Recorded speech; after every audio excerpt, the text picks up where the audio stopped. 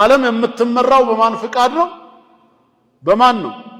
በጌታ አላህ ነው። በእነ አሜሪካ አይደለም። ወሊላሂ ሙልኩ ሰማዋቲ ወልአርድ ወማ በይነሁማ ነው ያለው። የሰማይ ንግስና የምድር ንግስና በመካከላቸው ያለው ሁሉ የኔ ነው አለ።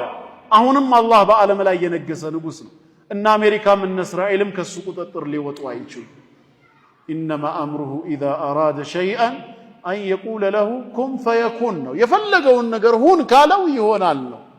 ይሄንን ማመን ነው። የመጨረሻውና አራተኛ መርተበቱል ኸልቅ ወልኢጃድ መፍጠርና ማስገኘት የሚለውንም ማመን።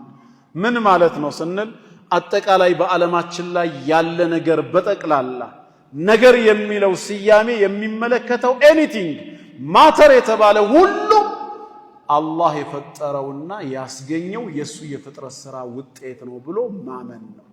አላህ ብቻውን ፈጣሪ ነው። ከሱ ውጭ ያለ በጠቅላላ ምንድነው? ፍጥረትና ግኝት ነው። ከአላህ ጋር አብሮ የነበረ ያልተፈጠረ ጥንታዊ የሚባል ምንም ነገር የለም። አላህ ብቻውን ነው ከምንም ነገር በፊት የነበረው። ነገራትን ሁሉ ካለመኖር ወደ መኖር ያመጣውና ያስገኘው እሱ ነው። ስለዚህ አላህ የሁሉም ነገር ፈጣሪ ነው ብለን እናምናለን።